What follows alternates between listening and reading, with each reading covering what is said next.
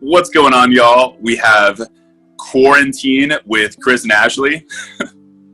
Man, that came out a lot tackier than I thought it would. Ashley and I are currently quarantined. We're self-quarantining right now due to the coronavirus right now. We've got to stay safe out there, practice our social distancing, but we are still continuing on with the best of Quora, where we go to Quora and answer, or Ashley goes to Quora, I should say, and answers the top questions for resumes and CVs. So I'm going to ask you, first of all, Ashley, how are you doing at home right now?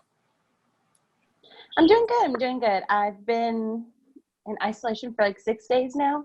Starting to lose my mind a little bit. Yeah, me too. But it's, you gotta do what you gotta do, so. Yeah. It reminds me, I was saying like back in the old days when I used to only work from home so I could save money on like co-working and rent, but I miss it so much. I miss being around you guys. So anyway, sure. That's enough boohooing by me. Let's hear what was one really interesting question that job seekers asked on Quora. So one of the top questions I had was, what's a rookie mistake that senior level people make? So executives, that have been in the industry for 15, 20 plus years. And the number one thing I could say is making their resume too wordy. A lot of times the senior level execs, they've done a lot of great stuff. They have a really big career, but they want to include every single detail, even from projects that they did 30 years ago. And so that's just not necessary. It's too much. Anybody looking at it is not going to want to sift through it.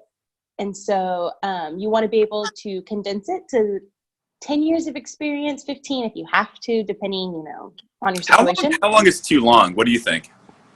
I would say 10 to 15, but it also depends on the industry. If you're in IT, you want to have the most relevant industry. So I wouldn't go over 7 years on a resume. Almost. Okay.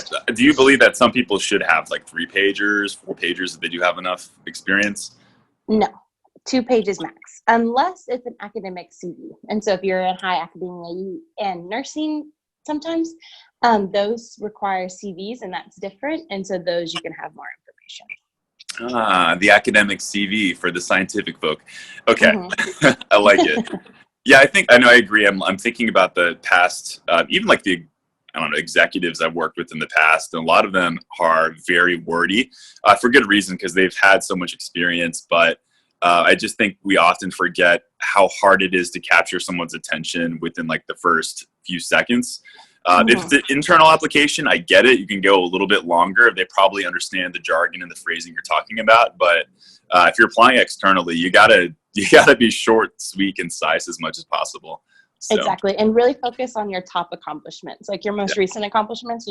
Where was your biggest bottom line impact? How much money did you bring in, say, fundraising?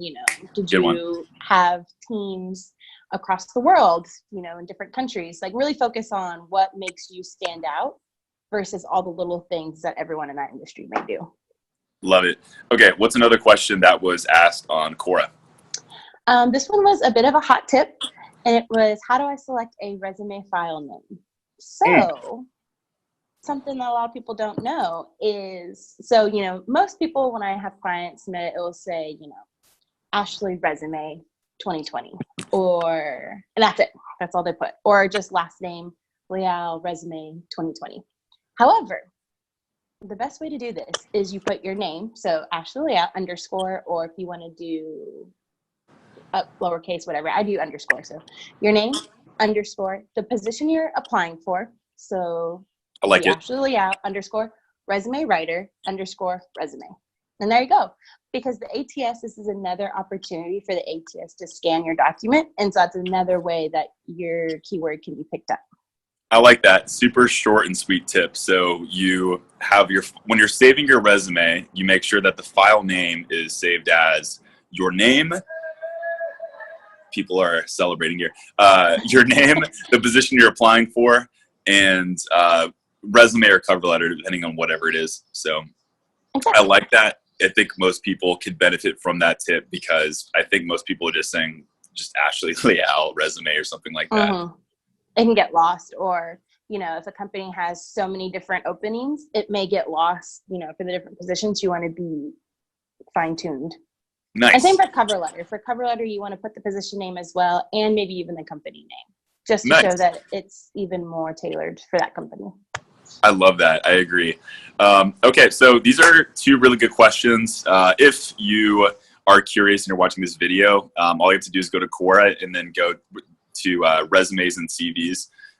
This is exactly where Ashley is answering all these questions and doing a killer job, by the way. So thank you for all of your insights. For sure. And then feel free to ask us any questions here on Instagram too. All right. Instagram, LinkedIn, we'll be here. All right. Take care. All right. Have a good one.